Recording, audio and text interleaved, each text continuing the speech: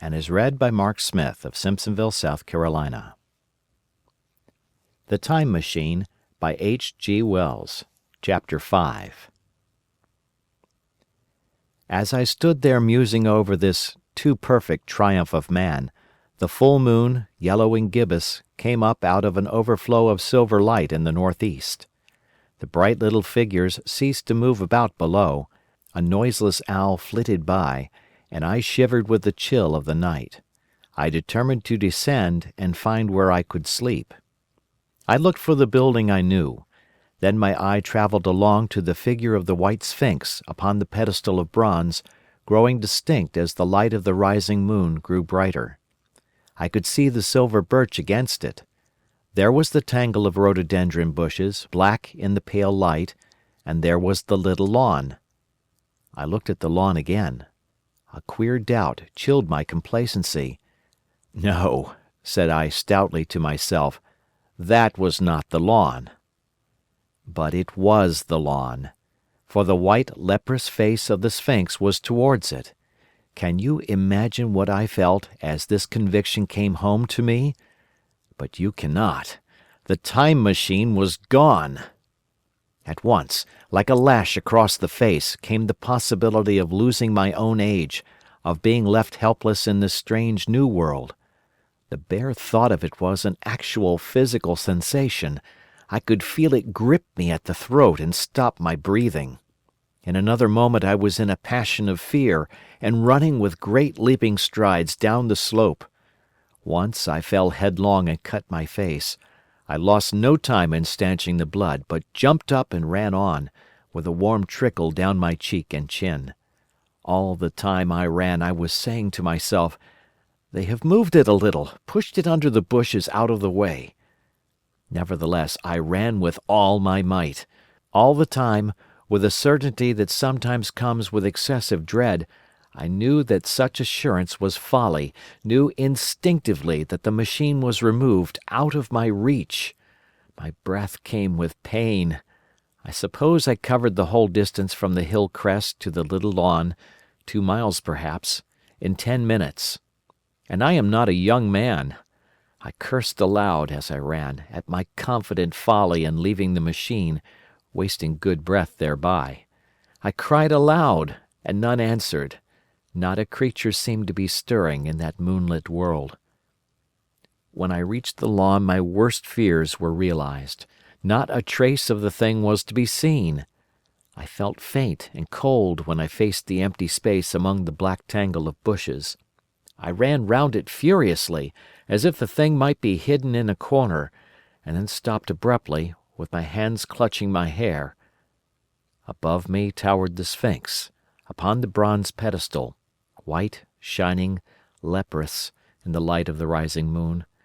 It seemed to smile in mockery of my dismay. I might have consoled myself by imagining the little people had put the mechanism in some shelter for me, had I not felt assured of their physical and intellectual inadequacy. That is what dismayed me, the sense of some hitherto unsuspected power, through whose intervention my invention had vanished. Yet, for one thing I felt assured, unless some other age had produced its exact duplicate, the machine could not have moved in time. The attachment of the levers—I will show you the method later—prevented anyone from tampering with it in that way when they were removed. It had moved and was hid only in space, but then, where could it be? I think I must have had a kind of frenzy. I remember running violently in and out among the moonlit bushes all round the sphinx, and startling some white animal that, in the dim light, I took for a small deer. I remember, too, late that night, beating the bushes with my clenched fist until my knuckles were gashed and bleeding from the broken twigs. Then, sobbing and raving in my anguish of mind, I went down to the great building of stone. The big hall was dark, silent, and deserted. I slipped on the uneven floor and fell over one of the malachite tables, almost breaking my shin. I lit a match and went on past the dusty curtains, of which I have told you. There I found a second great hall covered with cushions, upon which, perhaps, a score or so of the little people were sleeping. I have no doubt they found my second appearance strange enough, coming suddenly out of the quiet darkness with inarticulate noises and the splutter and flare of a match. For they had forgotten about matches. "Where is my time machine?" I began, bawling like an angry child, laying hands upon them and shaking them up together. It must have been very queer to them. Some laughed. Some of them looked sorely frightened. When I saw them standing round me, it came into my head that I was doing as foolish a thing as it was possible for me to do under the circumstances, in trying to revive the sensation of fear. For, reasoning from their daylight behaviour, I thought that fear must be forgotten. Abruptly, I dashed down the match, and knocking one of the people over in my course, went blundering across the big dining hall again, out under the moonlight. I heard cries of terror and their little feet running and stumbling this way and that. I do not remember all I did as the moon crept up the sky. I suppose it was the unexpected nature of my loss that maddened me. I felt hopelessly cut off from my own kind, a strange animal in an unknown world. I must have raved to and fro, screaming and crying upon God and fate. I have a memory of horrible fatigue, as the long night of despair wore away, of looking in this impossible place and that, of groping among moonlit ruins and touching strange creatures in the black shadows, at last of lying on the ground near the Sphinx and weeping with absolute wretchedness. I had nothing left but misery. Then I slept, and when I woke again it was full day, and a couple of sparrows were hopping round me on the turf within reach of my arm. I sat up in the freshness of the morning, trying to remember how I had got there, and why I had such a profound sense of desertion and despair. Then things came clear in my mind. With the plain, reasonable daylight, I could look my circumstances fairly in the face. I saw the wild folly of my frenzy overnight, and I could reason with myself. Suppose the worst, I said. Suppose the machine altogether lost, perhaps destroyed? It behooves me to be calm and patient, to learn the way of the people, to get a clear idea of the method of my loss, and the means of getting materials and tools, so that in the end, perhaps, I may make another. That would be my only hope, perhaps, but better than despair. And, after all, it was a beautiful and curious world. But probably the machine had only been taken away. Still, I must be calm and patient, find its hiding place, and recover it by force or cunning. And with that I scrambled to my feet and looked about me, wondering where I could bathe. I felt weary, stiff, and travel-soiled. The freshness of the morning made me desire an equal freshness. I had exhausted my emotion.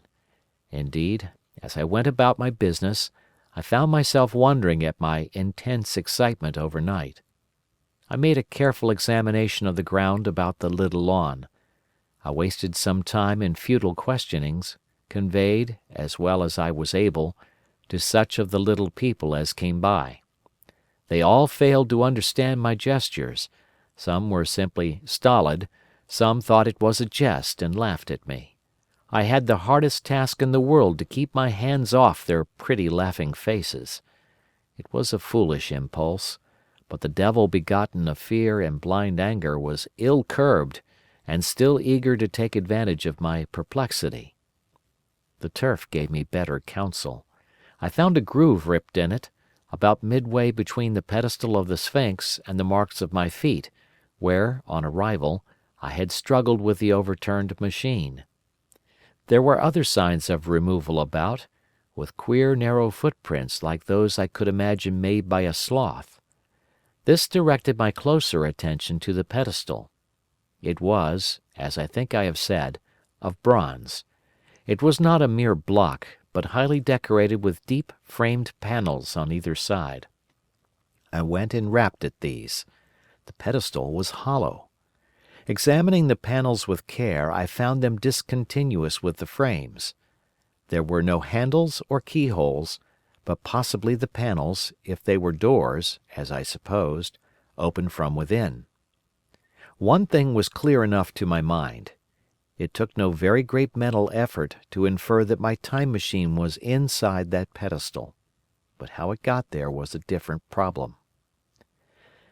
I saw the heads of 2 orange-clad people coming through the bushes and under some blossom-covered apple trees towards me.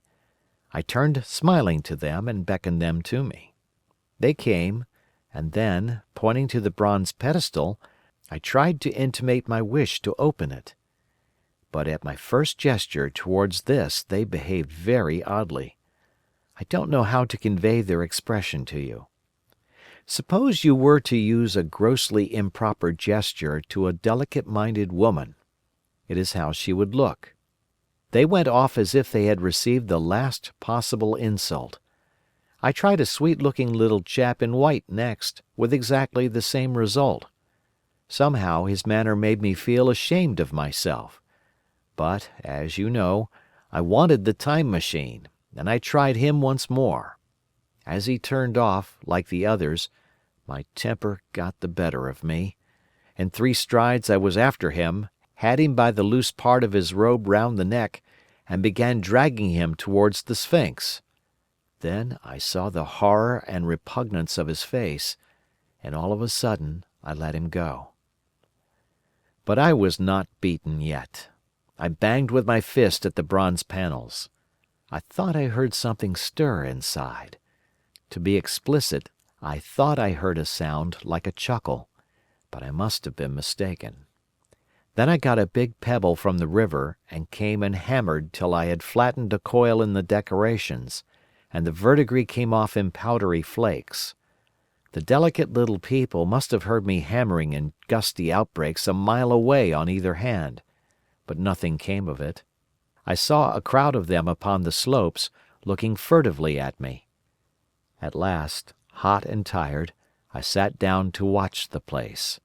But I was too restless to watch long. I am too occidental for a long vigil. I could work at a problem for years, but to wait inactive for 24 hours, that is another matter. I got up after a time, and began walking aimlessly through the bushes towards the hill again. "Patience," said I to myself. "If you want your machine again, you must leave that Sphinx alone. If they mean to take your machine away, it's little good your wrecking their bronze panels, and if they don't, you will get it back as soon as you can ask for it. To sit among all those unknown things before a puzzle like that is hopeless. That way lies monomania. Face this world, learn its ways, watch it. Be careful of too hasty guesses at its meaning. In the end you will find clues to it all."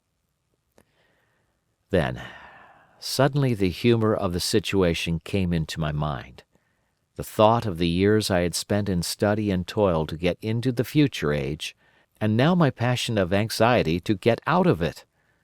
I had made myself the most complicated and the most hopeless trap that ever a man devised. Although it was at my own expense, I could not help myself. I laughed aloud. Going through the big palace, it seemed to me that the little people avoided me. It may have been my fancy, or it may have had something to do with my hammering at the gates of bronze. Yet I felt tolerably sure of the avoidance. I was careful, however, to show no concern and to abstain from any pursuit of them, and in the course of a day or two things got back to the old footing.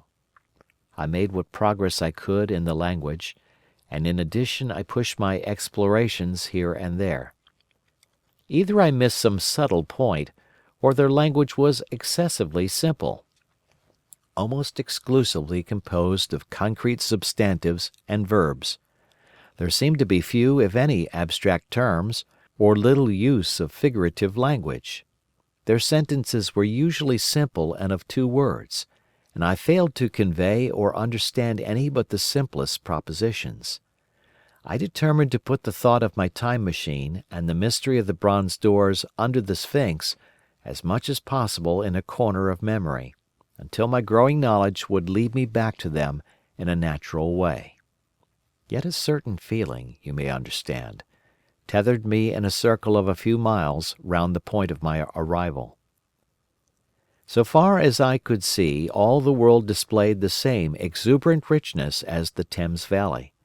From every hill I climbed I saw the same abundance of splendid buildings, endlessly varied in material and style, the same clustering thickets of evergreens, the same blossom-laden trees and tree ferns.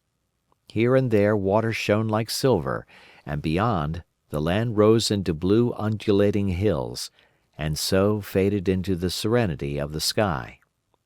A peculiar feature, which presently attracted my attention, was the presence of certain circular wells, several, as it seemed to me, of a very great depth. One lay by the path up the hill, which I had followed during my first walk. Like the others, it was rimmed with bronze, curiously wrought, and protected by a little cupola from the rain. Sitting by the side of these wells, and peering down into the shafted darkness, I could see no gleam of water, nor could I start any reflection with a lighted match. But in all of them I heard a certain sound, a thud, thud, thud, like the beating of some big engine, and I discovered, from the flaring of my matches, that a steady current of air set down the shafts. Further, I threw a scrap of paper into the throat of one, and, instead of fluttering slowly down, it was at once sucked swiftly out of sight. After a time, too, I came to connect these wells with tall towers standing here and there upon the slopes, for above them there was often just such a flicker in the air as one sees on a hot day above a sun-scorched beach. Putting things together, I reached a strong suggestion of an extensive system of subterranean ventilation, whose true import it was difficult to imagine. I was at first inclined to associate it with the sanitary apparatus of these people. It was an obvious conclusion, but it was absolutely wrong. And here I must admit that I learned very little of drains and bells and modes of conveyance and the like conveniences during my time in this real future. In some of these visions of utopias and coming times which I have read, there is a vast amount of detail about building and social arrangements and so forth. But while such details are easy enough to obtain when the whole world is contained in one's imagination, they are altogether inaccessible to a real traveller amid such realities as I found here. Conceive the tale of London which a negro, fresh from Central Africa, would take back to his tribe. What would he know of railway companies, of social movements, of telephone and telegraph wires, of the parcels delivery company, and postal orders, and the like? Yet we, at least, should be willing enough to explain these things to him. And even of what he knew, how much could he make his untravelled friend either apprehend or believe? Then, think how narrow the gap between a negro and a white man of our own times, and how wide the interval between myself and these of the Golden Age. I was sensible of much which was unseen, and which contributed to my comfort, but save for a general impression of automatic organization, I fear I can convey very little of the difference to your mind. In the matter of sepulture, for instance, I could see no signs of crematoria, nor anything suggestive of tombs. But it occurred to me that, possibly, there might be cemeteries, or crematoria, somewhere beyond the range of my explorings. This, again, was a question I deliberately put to myself, and my curiosity was at first entirely defeated upon the point. The thing puzzled me, and I was led to make a further remark, which puzzled me still more: that aged and infirm among this people there were none. I must confess that my satisfaction with my first theories of an automatic civilization and a decadent humanity did not long endure. Yet I could think of no other. Let me put my difficulties. The several big palaces I had explored were mere living places, great dining halls and sleeping apartments. I could find no machinery, no appliances of any kind. Yet these people were clothed in pleasant fabrics that must at times need renewal, and their sandals, though undecorated, were fairly complex specimens of metalwork. Somehow such things must be made, and the little people displayed no vestige of a creative tendency. There were no shops, no workshops, no sign of importations among them. They spent all their time in playing gently, in bathing in the river, in making love in a half-playful fashion, in eating fruit and sleeping. I could not see how things were kept going. Then, again, about the time machine, something, I knew not what, had taken it into the hollow pedestal of the White Sphinx. Why? For the life of me I could not imagine. Those waterless wells, too, those flickering pillars. I felt I lacked a clue. I felt—how shall I put it? Suppose you found an inscription with sentences here and there in excellent plain English, and interpolated therewith others made up of words, of letters even, absolutely unknown to you.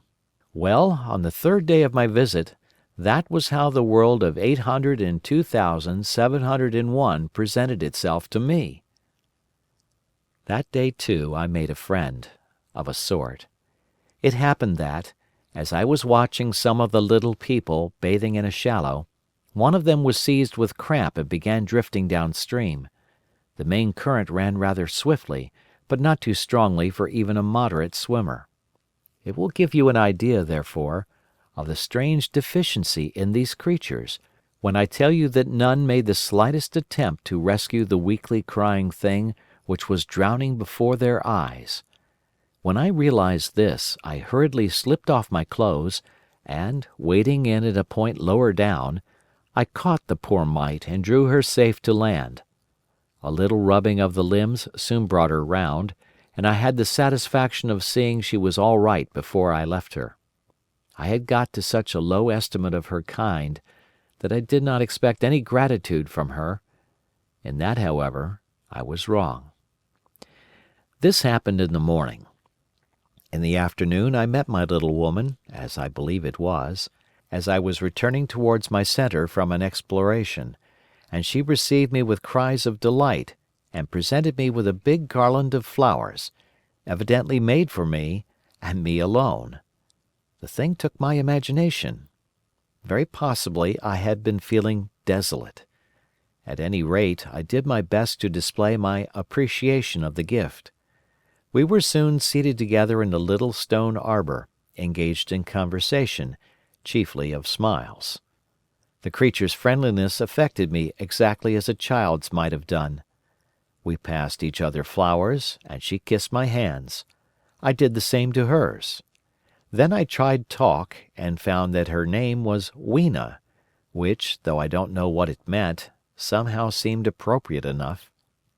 That was the beginning of a queer friendship which lasted a week, and ended as I will tell you. She was exactly like a child. She wanted to be with me always.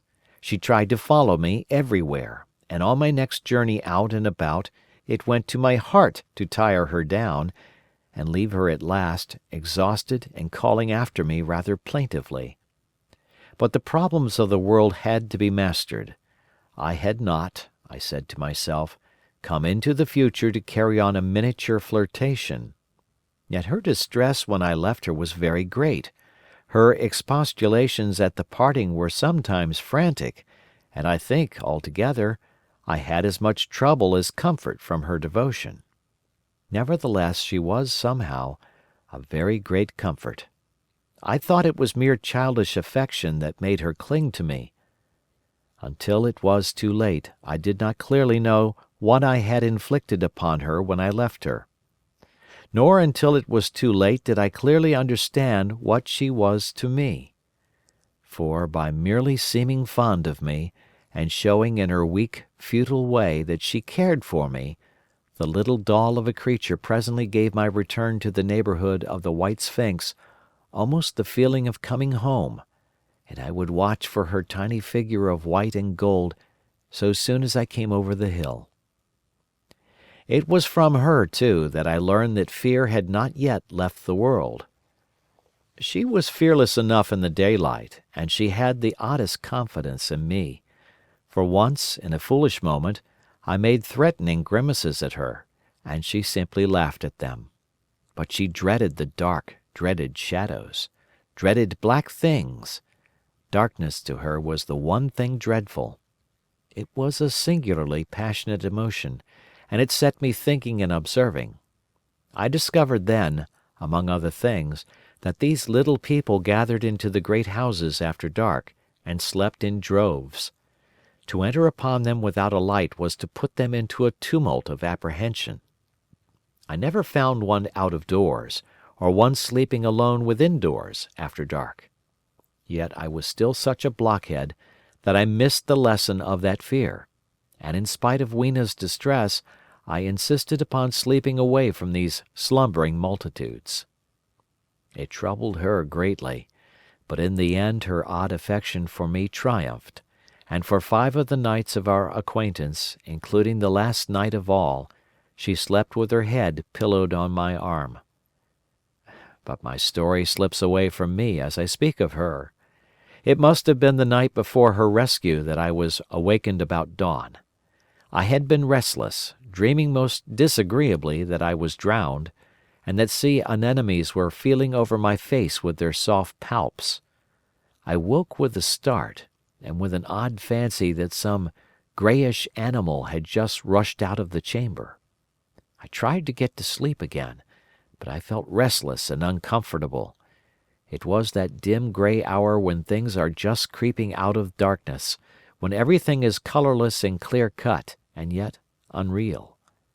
I got up and went down into the great hall, and so out upon the flagstones in front of the palace. I thought I would make a virtue of necessity and see the sunrise. The moon was setting, and the dying moonlight and the first pallor of dawn were mingled in a ghastly half-light. The bushes were inky black, the ground a sombre grey, the sky colourless and cheerless. And up the hill I thought I could see ghosts. There several times, as I scanned the slope, I saw white figures. Twice I fancied I saw a solitary white, ape-like creature running rather quickly up the hill, and once near the ruins I saw a leash of them carrying some dark body. They moved hastily. I did not see what became of them. It seemed that they vanished among the bushes. The dawn was still indistinct, you must understand. I was feeling that chill, uncertain, early morning feeling you may have known. I doubted my eyes. As the eastern sky grew brighter, and the light of the day came on and its vivid colouring returned upon the world once more, I scanned the view keenly. But I saw no vestige of my white figures. They were mere creatures of the half-light. They must have been ghosts, I said. I wonder whence they dated. For a queer notion of Grant Allen's came into my head and amused me. If each generation die and leave ghosts, he argued, the world at last will get overcrowded with them. On that theory they would have grown innumerable some 800,000 years hence, and it was no great wonder to see 4 at once. But the jest was unsatisfying, and I was thinking of these figures all the morning, until Wena's rescue drove them out of my head. I associated them in some indefinite way with the white animal I had startled in my first passionate march for the time machine. But Wena was a pleasant substitute. Yet all the same, they were soon destined to take far deadlier possession of my mind. I think I have said how much hotter than our own was the weather of this golden age. I cannot account for it. It may be that the sun was hotter, or the earth nearer the sun. It is usual to assume that the sun will go on cooling steadily in the future, But people, unfamiliar with such speculations as those of the younger Darwin, forget that the planets must ultimately fall back one by one into the parent body. As these catastrophes occur, the sun will blaze with renewed energy, and it may be that some inner planet had suffered this fate. Whatever the reason, the fact remains that the sun was very much hotter than we know it. Well, one very hot morning, my fourth, I think, as I was seeking shelter from the heat and glare in a colossal ruin near the great house where I slept and fed, there happened this strange thing. Clambering among these heaps of masonry, I found a narrow gallery, whose end and side windows were blocked by fallen masses of stone. By contrast with the brilliancy outside, it seemed at first impenetrably dark to me. I entered it groping, for the change from light to blackness made spots of color swim before me. Suddenly I halted spellbound. A pair of eyes, luminous by reflection against the daylight without, was watching me out of the darkness. The old instinctive dread of wild beasts came upon me. I clenched my hands and steadfastly looked into the glaring eyeballs. I was afraid to turn. Then the thought of the absolute security in which humanity appeared to be living came to my mind, and then I remembered that strange terror of the dark. Overcoming my fear to some extent, I advanced a step and spoke. I will admit that my voice was harsh and ill-controlled. I put out my hand and touched something soft. At once the eyes darted sideways, and something white ran past me. I turned with my heart in my mouth and saw a queer little ape-like figure, its head held down in a peculiar manner, running across the sunlit space behind me. It blundered against a block of granite, staggered aside, and in a moment was hidden in a black shadow beneath another pile of ruined masonry. My impression of it is, of course, imperfect, but I know it was a dull white, and had strange large greyish-red eyes. Also that there was flaxen hair on its head and down its back. But, as I say, it went too fast for me to see distinctly. I cannot even say whether it ran on all fours, or only with its forearms held very low. After an instant's pause, I followed it into the second heap of ruins. I could not find it at first, but, after a time in the profound obscurity, I came upon one of those round, well-like openings of which I have told you, half closed by a fallen pillar. A sudden thought came to me. Could this thing have vanished down the shaft? I lit a match, and looking down I saw a small, white, moving creature, with large, bright eyes which regarded me steadfastly as it retreated. It made me shudder. It was so like a human spider. It was clambering down the wall, and now I saw for the first time a number of metal foot and hand rests forming a kind of ladder down the shaft. Then the light burned my fingers and fell out of my hand, going out as it dropped, and when I had lit another, the little monster had disappeared. I do not know how long I sat peering down that well. It was not for some time that I could succeed in persuading myself that the thing I had seen was human. But gradually the truth dawned on me, that man had not remained one species, but had differentiated into two distinct animals, that my graceful children of the upper world were not the sole descendants of our generation, but that this bleached, obscene, nocturnal thing, which had flashed before me, was also heir to all the ages. I thought of the flickering pillars, and of my theory of an underground ventilation. I began to suspect their true import. And what, I wondered, was this lemur doing in my scheme of perfectly balanced organization? How was it related to the indolent serenity of the beautiful upper-worlders? And what was hidden down there, at the foot of that shaft? I sat upon the edge of the well telling myself that, at any rate, there was nothing to fear, and that there I must descend for the solution of my difficulties. And withal I was absolutely afraid to go. As I hesitated, two of the beautiful upper-world people came running in their amorous sport across the daylight in the shadow. The male pursued the female, flinging flowers at her as he ran. They seemed distressed to find me, my arm against the overturned pillar, peering down the well. Apparently it was considered bad form to remark these apertures, for when I pointed to this one and tried to frame a question about it in their tongue, they were still more visibly distressed and turned away. But they were interested by my matches, and I struck some to amuse them. I tried them again about the well, and again I failed. So presently I left them, meaning to go back to Wena and see what I could get from her. But my mind was already in revolution. My guesses and impressions were slipping and sliding to a new adjustment. I had now a clue to the import of these wells, to the ventilating towers, to the mystery of the ghosts, to say nothing of a hint at the meaning of the bronze gates and the fate of the time machine. And very vaguely there came a suggestion towards the solution of the economic problem that had puzzled me. Here was the new view. Plainly, this second species of man was subterranean. There were three circumstances in particular which made me think that its rare emergence above ground was the outcome of a long-continued underground habit. In the first place, there was the bleached look common in most animals that live largely in the dark. The white fish of the Kentucky caves, for example. Then, those large eyes, with that capacity for reflecting light, are common features of nocturnal things, witness the owl and the cat. And last of all, that evident confusion in the sunshine, that hasty yet fumbling awkward flight towards dark shadow, and that peculiar carriage of the head while in the light, all reinforce the theory of an extreme sensitiveness of the retina.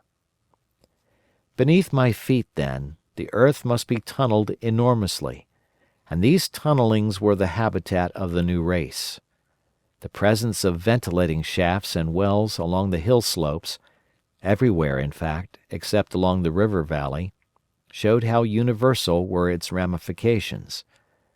What so natural, then, as to assume that it was in this artificial underworld that such work as was necessary to the comfort of the daylight race was done? The notion was so plausible that I at once accepted it, and went on to assume the how of this splitting of the human species. I dare say you will anticipate the shape of my theory, though, for myself, I very soon felt that it fell far short of the truth. At first, proceeding from the problems of our own age, it seemed clear as daylight to me that the gradual widening of the present merely temporary and social difference between the capitalist and the laborer was the key to the whole position. No doubt it will seem grotesque enough to you, and wildly incredible, and yet even now there are existing circumstances to point that way. There is a tendency to utilize underground space for the less ornamental purposes of civilization. There is the Metropolitan Railway in London, for instance. There are new electric railways. There are subways. There are underground workrooms and restaurants, and they increase and multiply. Evidently, I thought, this tendency had increased till industry had gradually lost its birthright in the sky. I mean that it had gone deeper and deeper into larger and ever larger underground factories, spending a still increasing amount of its time therein, till, in the end, even now, does not an East End worker live in such artificial conditions as practically to be cut off from the natural surface of the earth? Again, the exclusive tendency of richer people, due, no doubt, to the increasing refinement of their education and the widening gulf between them and the rude violence of the poor, is already leading to the closing, in their interest, of considerable portions of the surface of the land. About London, for instance, perhaps half the prettier country is shut in against intrusion. And this same widening gulf, which is due to the length and expense of the higher educational process, and the increased facilities for and temptations towards refined habits on the part of the rich, will make that exchange between class and class, that promotion by intermarriage which at present retards the splitting of our species along lines of social stratification, less and less frequent. So, in the end, above ground you must have the haves, pursuing pleasure and comfort and beauty, and below ground the have-nots, the workers getting continually adapted to the conditions of their labor. Once they were there, they would no doubt have to pay rent, and not a little of it, for the ventilation of their caverns, and if they refused, they would starve or be suffocated for arrears. Such of them as were so constituted as to be miserable and rebellious would die, and, in the end, the balance being permanent, the survivors would become as well adapted to the conditions of underground life, and as happy in their way, as the upper world people were to theirs. As it seemed to me, the refined beauty and the etiolated pallor followed naturally enough. The great triumph of humanity I had dreamed of took a different shape in my mind. It had been no such triumph of moral education and general cooperation as I had imagined. Instead, I saw a real aristocracy, armed with a perfected science and working to a logical conclusion the industrial system of today. Its triumph had not been simply a triumph over nature, but a triumph over nature and the fellow man. This, I must warn you, was my theory at the time. I had no convenient cicerone in the pattern of the Utopian books. My explanation may be absolutely wrong. I still think it is the most plausible one. But even on this supposition the balanced civilization that was at last attained must have long since passed its zenith, and was now far fallen into decay. The too perfect security of the upper worlders had led them to a slow movement of degeneration, to a general dwindling in size, strength, and intelligence. That I could see clearly enough already. What had happened to the undergrounders I did not yet suspect, but from what I had seen of the Morlocks, that, by the by, was the name by which these creatures were called, I could imagine that the modification of the human type was even far more profound than among the Eloi, the beautiful race that I already knew. Then came troublesome doubts. Why had the Morlocks taken my time machine? For I felt sure it was they who had taken it. Why, too, if the Eloi were masters, could they not restore the machine to me? And why were they so terribly afraid of the dark? I proceeded, as I have said, to question Wena about this underworld, but here again I was disappointed. At first she would not understand my questions, and presently she refused to answer them. She shivered as though the topic was unendurable, and when I pressed her, perhaps a little harshly, she burst into tears. They were the only tears, except my own, I ever saw in that golden age. When I saw them I ceased abruptly to trouble about the Morlocks, and was only concerned in banishing these signs of the human inheritance from Wena's eyes. And very soon she was smiling and clapping her hands, while I solemnly burned a match. End of chapter.